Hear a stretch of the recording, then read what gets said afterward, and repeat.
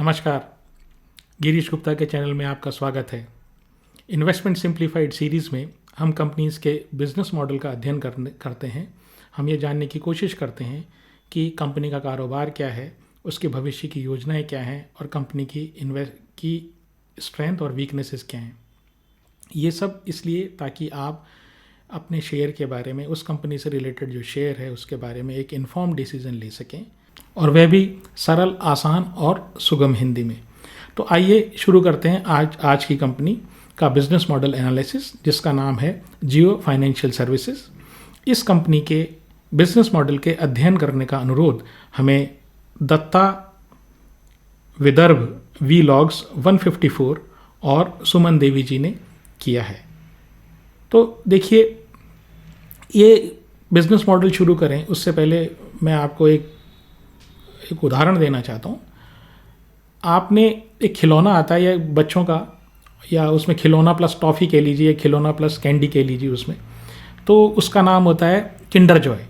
तो आपके घर में छोटे बच्चे अगर हों या आसपास पड़ोस में हों या आपकी कोई शॉप हो या आपने कभी देखा हो, तो एक छोटा सा एग टाइप खिलौना होता है। अगर उसमें जब आप खोलते हैं तो उसमें उस खिलौने के अंदर एक खिलौना और फिर खिलौने के अंदर खिलौना और फिर अंदर बिल्कुल जब उसको खोलते जाते हैं तो एंड में जाके इतना सा एक छोटा सा खिलौना और एंड में जाके एक छोटा सा खिलौना निकलता है। बच्चों को बड़ा पसंद है, उसमें कुछ टॉफ़ी वॉफ़ी कैंडी वगैरह भी होती है। और ऐसे ही एक दूसरा उदाहरण मैं दूं, जिनको किंडर जॉय के बारे में पता शायद नहीं हो, तो एक रशियन डॉल्स आती हैं जिसमें डॉल एक होती है, ठीक है, वो लकड़ी का एक की डॉल्स होती हैं, तो रशियन डॉल कहते हैं। और उनके अंदर उस एक डॉल को उठाओ, खोखली डॉल होती है, तो उनको निकालोगे तो एक और डॉल निकलेगी, फिर उस डॉल के अंदर एक और डॉल निकलेगी, फिर उस डॉल के अंदर एक और डॉल निकलेगी, ऐसे 5, 6, 7 डॉल्स आपको निकलती हैं। अब इनका ये बिजनेस मॉडल, जियो फाइनेंशियल सर्विसेज के बिजनेस मॉडल के एनालिसिस से क्या लेना देना है? देखिए, लेना देना इसलिए है क्योंकि ये जो जियो फाइनेंशियल सर्विसेज है, पहली बात तो डीमर्ज हुआ है रिलायंस में, रिलायंस इंडस्ट्रीज़ लिमिटेड में से, और उसके बाद ये खुद जियो फाइनेंशियल सर्विसेज है। इसके अंदर वो डॉल के अंदर डॉल और डॉल के अंदर डॉल और डॉल के अंदर डॉल और इस तरह की बहुत सारी चीज़ें हैं। तो इन सब चीज़ों को एनालाइज करना, समझना थोड़ा सा मुश्किल होता है और काफ़ी टाइम इसमें लगता है। तो आपसे मेरा ये अनुरोध है, अगर आपको ये मेरा वीडियो पसंद आए तो मेरे चैनल को सब्सक्राइब करें, वीडियो को लाइक करें और शेयर करें। और अगर आप किसी इस कंपनी या किसी अन्य कंपनी के बारे में डिटेल में जानना चाहते हैं तो आप हमें लिखें। आप हमें जब कमेंट करते हैं तो सिर्फ आप जिन शेयर्स के बारे में जानना चाहते हैं उनके बारे में भी ना लिखें। आप कोई क्वालिटेटिव कमेंट आप करें, कंपनी के बारे में कुछ और आप बताएं, कोई आप एडिशनल इन्फॉर्मेशन दे सकें, जैसे जिन कंपनीज़ के बारे में हमने डिस्कस कर लिया है उनके बारे में, ठीक है, या अपने बारे में, आप जो शेयर को आपने किस भाव में ख़रीदा और आप अभी ख़रीदने वाले हैं या आपने पहले से ख़रीद रखा है। तो इस तरह की इन्फॉर्मेशन अगर आप हमें देंगे तो हमारे लिए वीडियो को अच्छी तरीके से, आपकी परिस्थिति अच्छी तरह से समझ के बनाना आसान रहेगा। दूसरी बात, इस जियो फाइनेंशियल सर्विसेज या किसी भी शेयर की डिस्कशन जो हम कर रहे हैं उसमें कोई ख़रीदने या बेचने की सलाह नहीं है। कृपया आप अपने फाइनेंशियल एडवाइज़र से राय लेकर ये काम करें। अगर आप मेरे से इन्फ्लुएंस होते हैं, मेरी बातों से इन्फ्लुएंस होते हैं, तो आपको शेयर बाज़ार में नुकसान हो सकता है अगर आप उस आधार पर ख़रीद फरोख्त शेयरों की करते हैं। तो ये मैं आपको जितनी भी इन्फॉर्मेशन इसमें दूंगा वो मेरा एनालिसिस है और कुछ डेटा जो पब्लिकली अवेलेबल है वहाँ से उठाया हुआ है। तो इसलिए कोई मेरे व्यक्तिगत मत से आपको प्रभावित होने की आवश्यकता नहीं है। तो आइए चलिए इस कंपनी का बिजनेस मॉडल शुरू करते हैं। तो जैसे मैंने कहा, धीरूभाई अंबानी की ये आदत थी, अब वो जानबूझ के करते थे या अनजाने में हो जाता था या उनको इस तरह का मकड़ जाल पसंद था, तो हमेशा ही जो उनकी कंपनीज़ का जो स्ट्रक्चर है वो बड़ा कॉम्प्लिकेटेड होता है। एक कंपनी होल्डिंग कंपनी, उसके अंदर दूसरी कंपनी है, दूसरी कंपनी पहली कंपनी की होल्डिंग है, और इतना बड़ा वो क्रिस क्रॉस वाला कंपनी का जो स्ट्रक्चर हुआ करता था कि उसको समझना आसान नहीं है। तो शायद जो मुकेश जी हैं, उनके लड़के मुकेश अंबानी, तो उन्होंने भी शायद इस गुण को अपना लिया है। अब ये डेलिबरेटली या जानबूझ के करते हैं या अनजाने में इनसे हो जाता है, या कॉम्प्लिकेटेड स्ट्रक्चर क्रिएट हो जाता है, या बहुत बड़ी चीज़ वो करना चाहते हैं, इसके कारण वो अपने आप ही ऐसा बहुत कॉम्प्लिकेटेड स्ट्रक्चर हो जाता है, ये तो मुझे पता नहीं, लेकिन जियो फाइनेंशियल सर्विसेज में भी कुछ ऐसा ही है। तो पहले जानते हैं कि ये जियो फाइनेंशियल सर्विसेज आखिर बना कैसे। तो देखिए, जियो जो पहले रिलायंस के की ही एक पार्ट हुआ करता था ये, और जुलाई 2023 में रिलायंस इंडस्ट्रीज़ लिमिटेड ने अपनी ये जो फाइनेंशियल सर्विस से रिलेटेड जो भाग था इसको अलग कर दिया, और फिर इसको इन्होंने अगस्त में लिस्ट करवा दिया। तो अब पब्लिकली ट्रेडेड ये हो रहा है।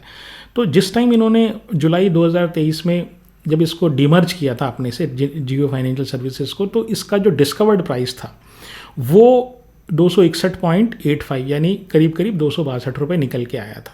अब डिस्कवर्ड प्राइस क्या हुआ कि रिलायंस ने 1:1 दिया, मतलब आपसे अगर आप अगर रिलायंस के शेयर होल्डर हैं तो आपसे रिलायंस ने कुछ पैसा नहीं लिया है, आपको तो सिर्फ चूंकि आप रिलायंस के शेयर होल्डर थे तो आपको उसने रिलायंस के एक शेयर के बदले में जियो फाइनेंशियल सर्विसेज का एक शेयर दे दिया।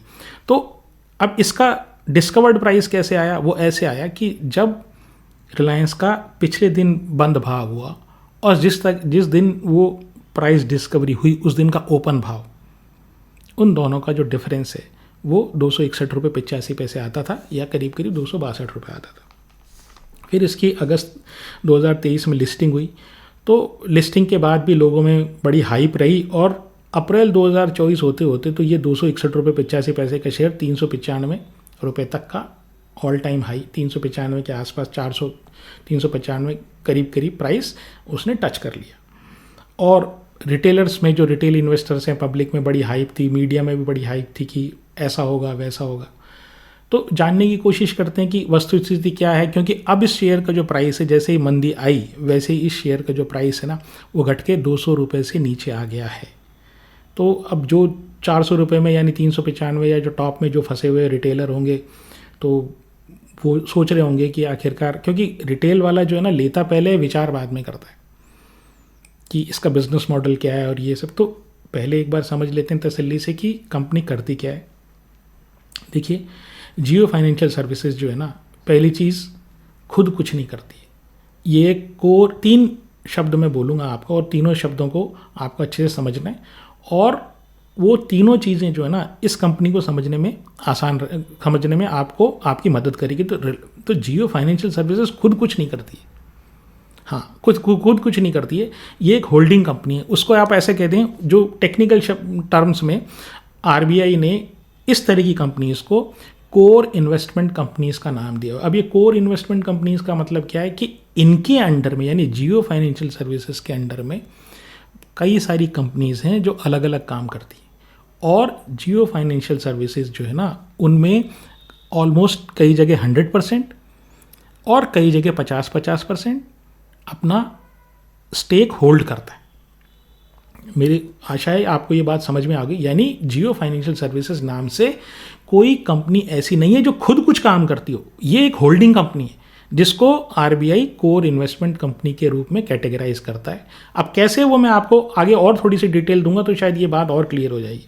दूसरी बात ये नॉन डिपॉजिट टेकिंग है, यानी कि ये जो कंपनी है ये डिपॉजिट नहीं ले सकती। ये अब आप कहेंगे कि भाई ये तो लोन और ये सब में आने की कोशिश कर रहे हैं, तो फिर ये अगर डिपॉजिट नहीं लेगी तो ये बैंक और एनबीएफसी की तरह कैसे काम करेगी? तो देखिए, उसमें ये होता है, आपके पास जो इक्विटी है, यानी जो कंपनी की इक्विटी है, या तो आप उससे लोन दें, और अगर उससे वो लोन आपकी ग्रोथ इतनी हो रही है कि वो आपके पास कम पड़ रहा है, तो आप बाकी फाइनेंशियल इंस्टीट्यूशंस जो है ना, जैसे बैंक्स हैं और फाइनेंशियल इंस्टीट्यूशंस, तो उनसे आप बोरो करें।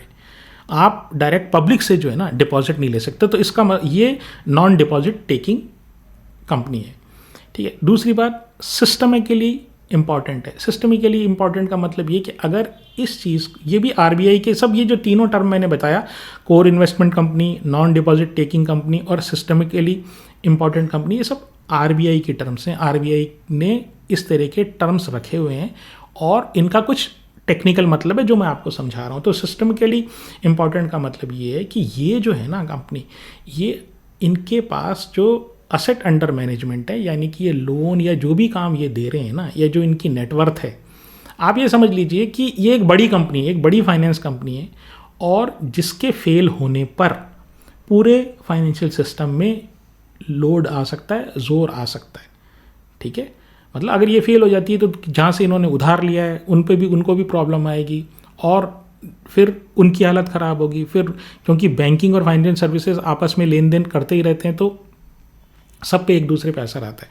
तो इसलिए आरबीआई के कड़े रेगुलेशंस इनके ऊपर होते हैं, तो इसलिए इसको कैटेगराइज कर रखा है सिस्टमिकली इम्पॉर्टेंट कंपनी के रूप में, एनबीएफसी के रूप में, non banking financial services. Bank नहीं है, फाइनेंशियल सर्विसेज प्रोवाइड करती है, इसलिए नॉन बैंकिंग फाइनेंशियल सर्विसेज है। अब बात करते हैं कि भाई ये जियो फाइनेंशियल सर्विसेज जब कुछ खुद नहीं करती तो क्या करते हैं फिर ये, तो इसके अंडर में डिफरेंट कंपनीज हैं, और वो डिफरेंट कंपनीज डिफरेंट काम करती है। तो अब पता कर लेते हैं कि आखिर वो इनके कंपनीज अंडर में कौन कौन सी है और वो क्या क्या काम करती है। तो मैं एक एक कंपनी और उनका काम आपको बताता जाता हूँ। तो पहली कंपनी है जियो फाइनेंस। ये कोर एनबीएफसी है, मतलब ये मेन इनकी एनबीएफसी है जो लोन वगैरह देती है। आप समझ गए? तो ये एनबीएफसी ये 100% शेयर्स जियो फाइनेंस, जो जियो फाइनेंशियल सर्विसेज अलग है जिसकी बात हम कर रहे हैं, जिसका बिजनेस मॉडल का हम एनालिसिस कर रहे हैं, और जियो फाइनेंस ये जो है एनबीएफसी, कोर एनबीएफसी जो लोन देने का काम करती है। तो जियो फाइनेंस जो है वो 100% शेयर जियो फाइनेंस के, जियो फाइनेंशियल सर्विसेज के पास हैं। अब ये क्या करती है? देखिए, होम लोन देती है, ये लोन अगेंस्ट प्रॉपर्टी देती है। अब ये लोन अगेंस्ट प्रॉपर्टी क्या हुआ कि आपके पास कोई प्रॉपर्टी है, आप उसको मॉर्गेज करके या उसको गिरवी रख के इनसे लोन ले लीजिए, बच्ची की शादी करनी उसके लिए ले लीजिए, बच्चों की पढ़ाई के लिए ले लीजिए, कोई मेडिकल इमरजेंसी उसके लिए ले लीजिए, कोई मतलब वो आपसे ये होम लोन को जब देते हैं तो होम लोन के लिए तो आपको जो पैसा मिला वो सिर्फ होम इम्प्रूवमेंट के लिए या होम बनाने के लिए या परचेज़ करने के लिए दिया जाता है। लेकिन यहाँ पे लोन अगेंस्ट प्रॉपर्टी में आप प्रॉपर्टी को गिरवी रख दीजिए और जो पैसा आए आप उसको जैसे आप चाहें उचित रूप से आप उसका इस्तेमाल करें। फिर ये जो है म्यूचुअल फंड के ऊपर भी लोन देते हैं। म्यूचुअल फंड जैसे है वो उसको आपने लगा रखा है पैसा, अब आपको बेचना नहीं चाहते हैं आप, तो उसके अगेंस्ट में अगर आपको लोन चाहिए तो वो भी दे देते हैं। तो इस तरह के लोन्स ये देते हैं। इसमें इसकी थोड़ी सी डिटेल मैं आगे भी बताऊंगा आपको। फिर है एक जियो लीजिंग सर्विसेज। अब ये जियो लीजिंग सर्विसेज के लीज प्रोवाइड करती है। अब मोटे मोटा कह दूं तो ये किराए पे सामान देती है। क्या क्या देती है? देखिए, फ़ोन देती है। किन को देती है? कॉर्पोरेट्स को भी देती है। जैसे किसी कॉर्पोरेट्स को कि भाई हमको 1000 फ़ोन चाहिए तो 1000 एप्पल के फ़ोन लगा के पकड़ा देंगे उनको, और उनसे हर फ़ोन के ऊपर किराया ले लेंगे, और वो साल 2 साल में जब उसका लीज़ ख़त्म होगी तो मोबाइल वापस आ जाएंगे। तो ये तरीका, तो फ़ोन देते हैं, फिर लैपटॉप्स भी देते हैं, फिर ईवी की बैटरीज भी देते हैं किराए पे, और सोलर पैनल्स भी देते हैं, आईटी इक्विपमेंट्स और जो हैं वो भी देते हैं, ऑफिस इक्विपमेंट हैं वो भी देते हैं। तो बहुत सारे इक्विपमेंट ये जो है ना देते हैं। तो इसको कहते हैं dash, device as a service. आपको डिवाइस दे दी और उसका किराया ले लिया, तो डिवाइस जो है ना वो सर्विस की तरह दे रहा हूँ, डिवाइस बेचा नहीं है मैंने आपको, तो उसको डैश बोलते हैं, DAAS। तो डिवाइस एज ए सर्विस, कि भाई डिवाइस दी तो बेसिकली लीज है ना, किराए पे चलाते हैं वो काम भी करते हैं। तो ये दूसरी हुई रिलायंस लीजिंग सर्विस, और इसमें भी रिलायंस ये जो जियो फाइनेंशियल सर्विसेज है उसका 100% जियो लीजिंग सर्विसेज में। फिर एक है जियो इंश्योरेंस ब्रोकिंग। अब ये क्या करते हैं? ये इंश्योरेंस ब्रोकर हैं। जैसे इंश्योरेंस एजेंट होता है वो छोटे लेवल पे हुआ, इंश्योरेंस ब्रोकर होता है वो बड़े लेवल पे होता है। इंश्योरेंस एजेंट किसी एक ही कंपनी से जुड़ा हुआ हो सकता है, 2 कंपनी से जुड़ा हुआ नहीं हो सकता है, लेकिन इंश्योरेंस ब्रोकर है वो कई कंपनी से जुड़ा हो सकता है। तो ये इंश्योरेंस ब्रोकिंग का काम कर, दलाली का काम है। क्या कौन सा इंश्योरेंस बेचते हैं? तरह तरह के इंश्योरेंस बेचते हैं।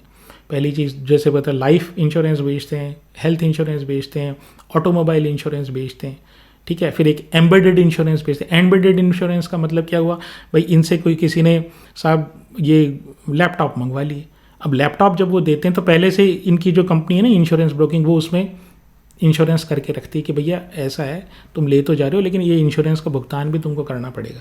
मतलब उसकी प्राइस में या वो लीज जो लेते हैं ना उसकी कैलकुलेशन जब होती है तो उसमें इंश्योरेंस का कंपोनेंट भी होता है। तो ईवी बैटरी मैंने किसी को दी, उसका भी इंश्योरेंस साथ में, होम लोन अगर मैंने दिया तो भी इंश्योरेंस साथ में कर दूंगा। तो ये सारी चीज़ें, तो ये इंश्योरेंस ब्रोकिंग का काम है, तो ये तो फ़ायदे का काम। फिर है जियो पेमेंट सोल्यूशन। तो ये क्या होता है, ये पेमेंट एग्रीगेटर जितने भी हुए वो अपने पेटीएम वाला, पेटीएम हुआ आपका फ़ोन पे हुआ, ये पेमेंट एग्रीगेटर्स हैं।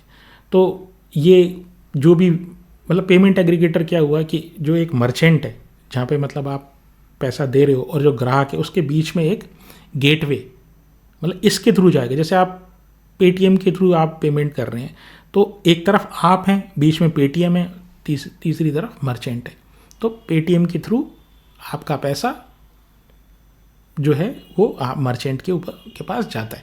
तो ये एक इनकी जियो पेमेंट सॉल्यूशंस इनके पास हैं। फिर वो डब्बे वब्बे भी देते हैं, वो जो बोलने वाला जो है ना स्पीकर जिसमें इतने रुपए प्राप्त हुए वो वाला, वो भी डब्बे भी देते हैं।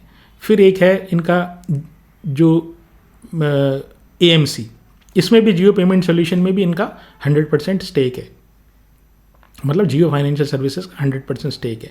फिर इन्होंने अभी एक 50-50 जॉइंट वेंचर, यानी जियो फाइनेंशियल सर्विसेज और ब्लैक रॉक जो है, ब्लैक रॉक एक बड़ी फाइनेंशियल सर्विसेज कंपनी है, वैसे प्राइवेट इक्विटी है, मतलब अमेरिकन कंपनी है। तो उनके साथ इन्होंने म्यूचुअल फंड लॉन्च करने का प्लान किया है। तो 50-50 इनका जॉइंट वेंचर, यानी 50% ब्लैक रॉक का और 50% जियो फाइनेंशियल सर्विसेज का। फिर ये वेल्थ मैनेजमेंट में भी आ रहे हैं, तो वही ब्लैक रॉक के साथ। और वो जो कंपनी है वो भी इनकी जियो फाइनेंशियल सर्विसेज के पास 50% स्टेक है और ब्लैक रॉक के पास बाकी 50% है। अब ये वेल्थ मैनेजमेंट क्या होता है कि वो जो बड़े बड़े जो लोग होते हैं ना, जिनके पास बहुत पैसा होता है और जो खुद मैनेज नहीं कर पाते, तो उनका पैसा जब दूसरे मैनेज करते हैं, ठीक है, वो देख लेते हैं भैया आपको कितना तो आपकी बीमारी के लिए चाहिए, कितना आपको बुढ़ापे के लिए चाहिए, कितना बच्चों की पढ़ाई के लिए चाहिए, कितना इसके लिए चाहिए। तो वो उस हिसाब से उन फंड्स को मैनेज करते हैं। हेल्थ इंश्योरेंस ले लेंगे, लाइफ इंश्योरेंस ले लेंगे, कुछ बॉन्ड्स में लगा देंगे, कुछ इक्विटी में लगा देंगे, कुछ मतलब शेयर बाज़ार में लगा देंगे, कुछ म्यूचुअल फंड खरीद लेंगे।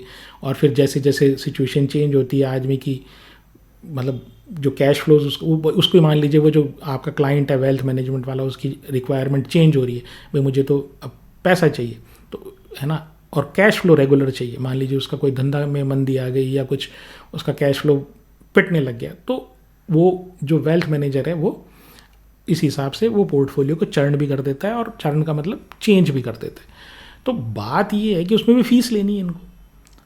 और फिर एक जो इनका है वो जियो पेमेंट बैंक और है, जो लास्ट इनका काम है वो है जियो पेमेंट बैंक। अब ये जियो पेमेंट बैंक में इनका जो जियो फाइनेंशियल सर्विसेज का 82.17% स्टेक है और SBI का 17.83% है। और आज जब मैं ये वीडियो रिकॉर्ड कर रहा हूँ तब ये न्यूज़ है कि जियो फाइनेंशियल सर्विसेज वाले ये कह रहे हैं कि भाई हम ये 17.83% जो स्टेक है SBI का, ये हम पूरा खरीद रहे हैं और 104.54 करोड़ रुपए में 104.54 करोड़ रुपए में हम ये पूरा स्टेक लेके, मतलब जियो पेमेंट बैंक में भी हमारा पूरा का पूरा स्टेक जियो फाइनेंशियल सर्विसेज का ही होगा।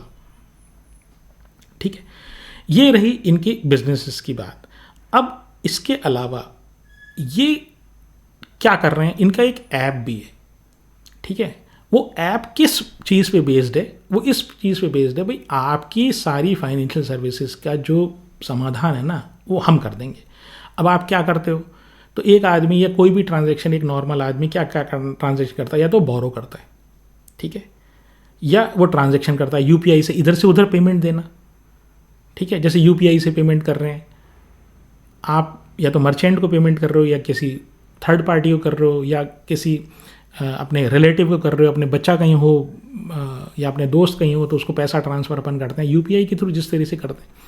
तो या तो बोरो करते हैं, या ट्रांजैक्ट करते हैं, या आप इंश्योरेंस लेते हैं तो प्रोटेक्ट, और या आप इन्वेस्ट करते हैं। तो ये 4 मोड जो है ना, तो वो चारों मोड इस ऐप में माई जियो, ये इनका एक जियो फाइनेंस ऐप है, तो वहाँ पर ये चारों चीज़ें, चारों के जो एप्लीकेशंस है ना वो इस जियो फाइनेंस ऐप में चारों काम कर सकते हो। आप बोरो कर सकते हो, ट्रांजैक्शन कर सकते हो, प्रोटेक्ट कर सकते हो, इन्वेस्ट कर सकते हो। बेसिकली ये जो मैंने अभी बिजनेस आपको बताया ना, वो सारे बिजनेसेस को एक ऐप में इन्होंने ला दिया।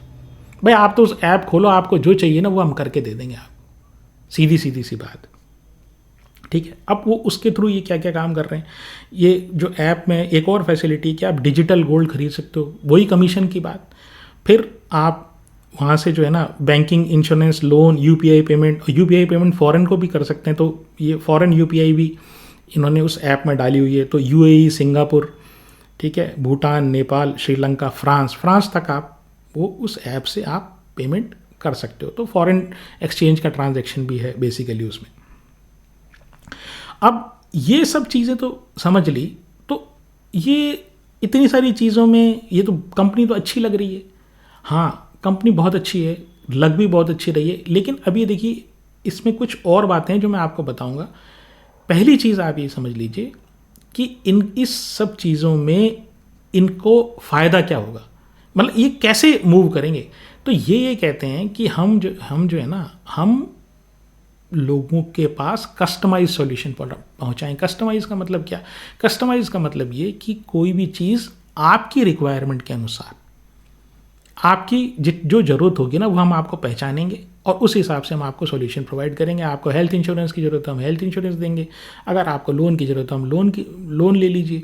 ऑटो लोन चाहिए और ये ऑटो लोन हमसे ले लीजिए। ऑटो लोन के बाद आप उसका हमसे इंश्योरेंस भी करा लीजिए। तो वो ही कहते हैं कि किसी और के पास जाने की ज़रूरत नहीं है आपको।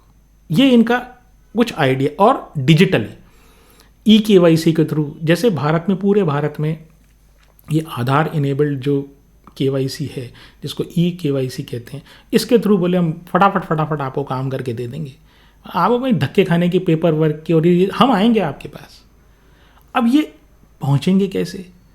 तो उसके लिए जैसे ये इन्होंने क्या किया है कि एक बात आपको इससे पहले एक और मैं आपको बात बताऊँ। ये जो जियो पेमेंट बैंक है ना, ये जैसे एयरटेल वालों का पेमेंट बैंक है ना, उस तरीके का पेमेंट बैंक है। वो डिपॉजिट ले लेता है, फिक्स डिपॉजिट कर लेता है, और लेकिन वो ये पेमेंट बैंक किसी को लोन नहीं दे सकता, ठीक है। तो अब इन्होंने क्या किया है कि ये जो जियो पेमेंट बैंक है ना, इसके अभी 19 लाख कस्टमर हैं और 31 दिसंबर 2024 को 7300 बैंकिंग कॉरेस्पॉन्डेंट थे। अब ये बैंकिंग कॉरेस्पॉन्डेंट क्या हुआ? अब ये बात मैं इसलिए आपको बता रहा हूँ कि इनकी आपको गणित समझ में आएगी ये क्या कर रहे हैं। तो ये बेसिकली पेमेंट बैंक क्या होता है, वो बैंक का एजेंट होता है वो। तो जैसे इंश्योरेंस एजेंट होता है, इंश्योरेंस एजेंट क्या करता है? इंश्योरेंस एजेंट आपसे प्रीमियम ले जाता है और वहाँ जाके जमा करा देता है और आपको रसीद दे देता है। वैसे बैंकिंग कॉरेस्पॉन्डेंट है तो बैंक का एजेंट है, आप समझ लो। छोटे गाँव में जहाँ बैंक की शाखा खोलनी पॉसिबल नहीं होती, वहाँ पर क्या है, बैंकिंग कॉरेस्पॉन्डेंट को बिठा देते हैं। वो आपके हिसाब आप उसके पास जाके जमा कर लो, वहाँ से छोटा मोटा पैसा निकाल भी सकते हो आप उससे, वो दे भी देगा, ले भी लेगा। वो बैंक का एक काउंटर है वो, ठीक है। तो इनके 7300 बैंकिंग कॉरेस्पॉन्डेंट थे, 19 लाख कस्टमर थे। और जियो फाइनेंशियल ऐप है, उसके जो है ना करीब 74 लाख यूज़र है ना, एक्टिव यूज़र्स हैं। अब जो मैं बात अभी कह रहा था आपसे, वो ये कि ये जितनी भी सब चीज़ें हैं ना, ये कर कैसे रहे हैं, मतलब ये कैसे लोगों तक पहुंचेंगे। तो ये डेटा तो मैंने आपको दे दिया कि 74 लाख यूज़र इसमें ऐप में है और 19 लाख कस्टमर इनके पेमेंट बैंक हैं। देखिए इनके पास वो जो जियो फ़ोन और जियो का जो डेटा, आपने जो जियो फ़ोन छोटा वाला जो है, वो जियो फ़ोन और जो इनका कनेक्शन आपने लेते जियो की कनेक्शन, इनके पास आपका बहुत ज़्यादा डेटा है। और ये जो रिटेल वाला है ना काम, जो रिलायंस रिटेल है, उससे रिलेटेड इनके पास बहुत डेटा आप लोगों का है। देश में बहुत लोगों का इनके पास डेटा है। उस डेटा को एनालाइज कर रहे हैं, इनको टाइम इसीलिए लग रहा है, उस डेटा को एनालाइज कर रहे हैं और ये फिर डिजिटली टारगेट करेंगे आदमी को कि ये आदमी क्रेडिट वर्दी है। क्योंकि अगर आप पेमेंट बैंक चलाते हैं, ये सब चीज़ें चलाने का क्या मतलब, ये पेमेंट सॉल्यूशन हुआ या पेमेंट बैंक हुआ या आपका ये वेल्थ मैनेजमेंट सर्विस, उसका क्या मतलब है? आपकी मर्चेंट को अगर लोन देना है तो वो पेमेंट एग्रीगेटर के थ्रू मर्चेंट के पास कितना पैसा आ रहा है, पेमेंट जैसे पेटीएम का जो पैसा है, वो पेटीएम वाली बात कर रहा हूँ, तो पेटीएम का जो पैसा है वो मर्चेंट के पास कितना पैसा आ रहा है, ये पेटीएम वाले को मालूम है ना। तो अब पेटीएम को मर्चेंट की औकात पता होती है, तो अगर वो लोन मांगेगा ना तो उसी हिसाब से उसकी क्रेडिट हिस्ट्री, इसका कितना कैश फ्लो आ रहा है, क्या आ रहा है, क्या नहीं आ रहा है, उसको सब पता है। ऐसे इनको पता है।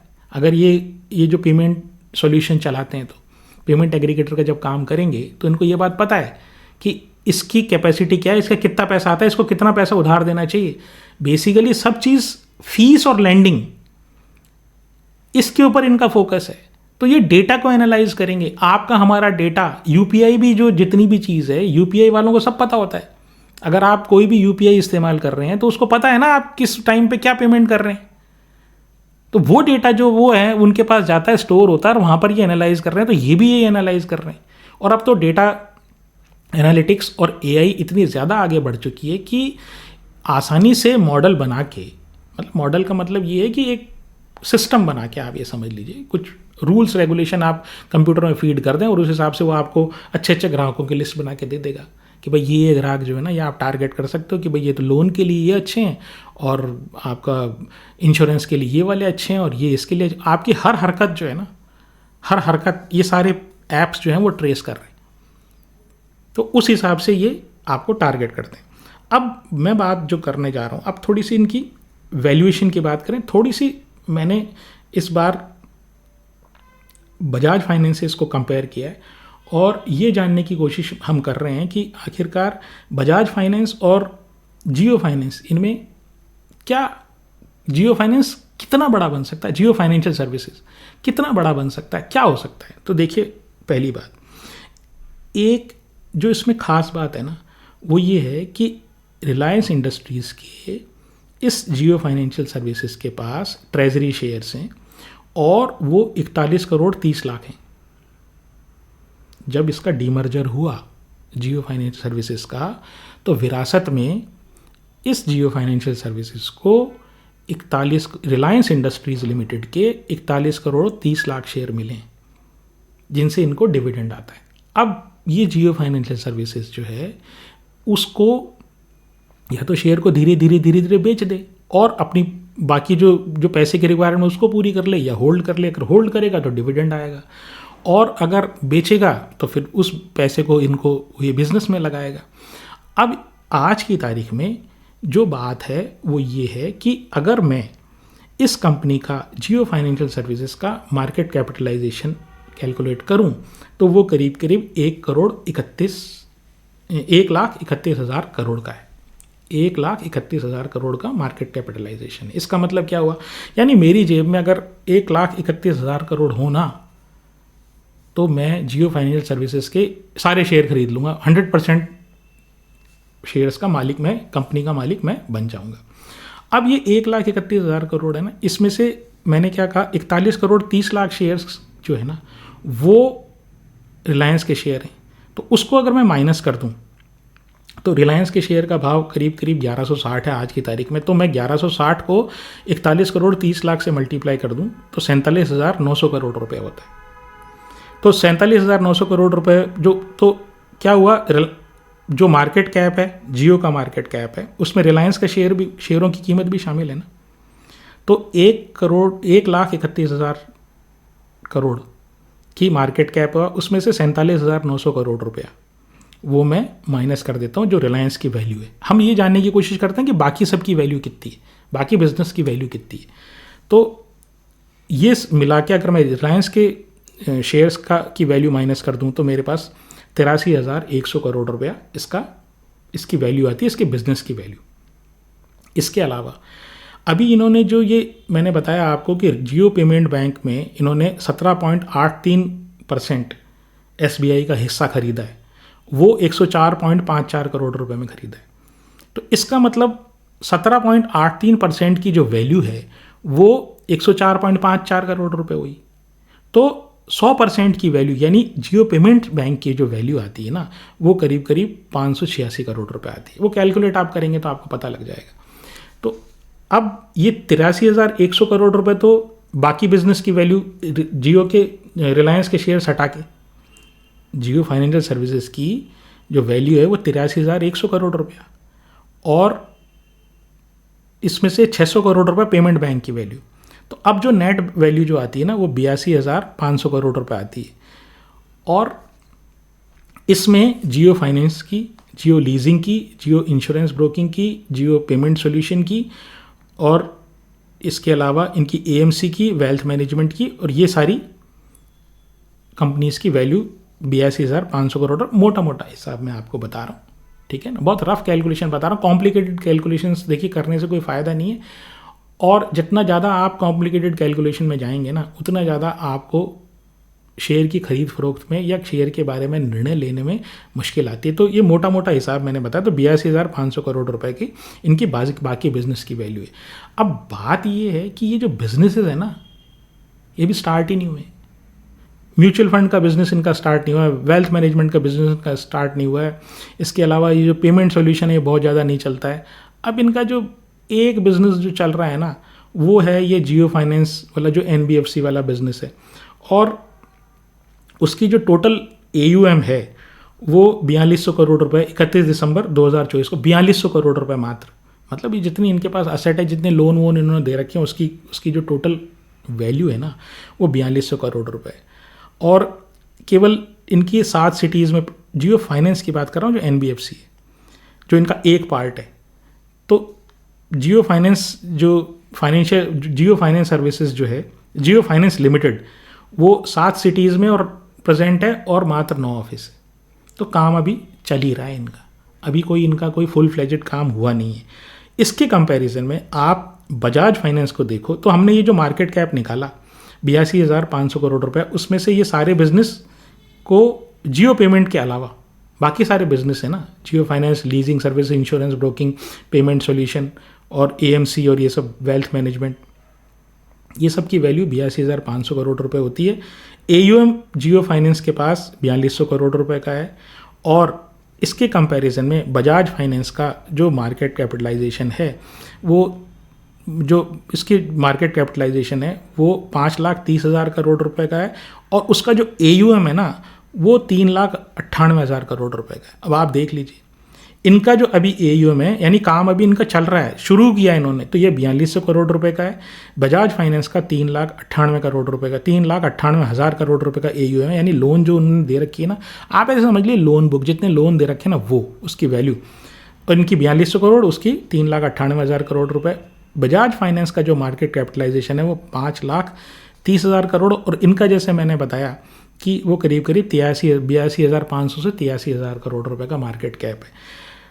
प्राइस टू बुक, जैसे मैंने कहा जो भी एनबीएफसी होता है उसमें हम प्राइस टू बुक देखते हैं, तो जो प्राइस टू बुक है वो बजाज फाइनेंस की आज की तारीख में 6 की है, जबकि आज की तारीख में रिलायंस, ये जियो फाइनेंशियल सर्विसेज की <1 है, 0.95 के आसपास है। अब आपको ये सारा कंपैरिजन देखने के बाद ये बात तो पता लग ही गया होगा कि ये अपना ऑपरेशन शब्द शुरू करेगी, ये जो फुल फ्लेजेड इस ऑपरेशंस में आई नहीं है। देखिए सब कुछ अच्छा है, लेकिन क्या आप ऐसी कंपनी के ऊपर दांव लगाना पसंद करेंगे जिसने अभी फुल फ्लेजेड ऑपरेशन शुरू नहीं हुई? 1 quarter, 2 quarter, 3 quarter full fledged operation शुरू होने चाहिए, और उसके बाद ये कैसा परफॉर्म करते हैं तभी पता लगेगा। अभी हम ये निर्णय कर लें कि ये बजाज फाइनेंस जैसा बन जाएगा, देखिए हवा में बात आदमी को करनी नहीं चाहिए, क्योंकि जो हवा में बात करता है ना उसका नुकसान वैसे ही होता है जैसे इस जियो फाइनेंशियल सर्विसेज के शेयर होल्डर्स को अब हो रहा है। हाँ, भविष्य की इनकी योजनाएं अच्छी हैं, जैसे मैंने बताया ये सारे धंधे ये में आ रहे हैं, और ये हमेशा लार्ज स्केल पे काम करते हैं, कंपटीशन को बहुत बीट करते हैं, ठीक है, कंपटीशन को कहीं का नहीं छोड़ते। लेकिन जब तक ये ऐसी स्थिति में नहीं आए, ठीक है, जब तक इनके फुल फ्लेजेड ऑपरेशंस नहीं हो जाएं, जब तक हम इनके रिजल्ट्स नहीं देख लें, तब तक कुछ कहना मेरी समझ में जल्दबाजी होगी। तो आज के लिए इतना ही। आशा है ये प्रस्तुति आपको अच्छी लगी होगी। नमस्कार, धन्यवाद, जय हिंद।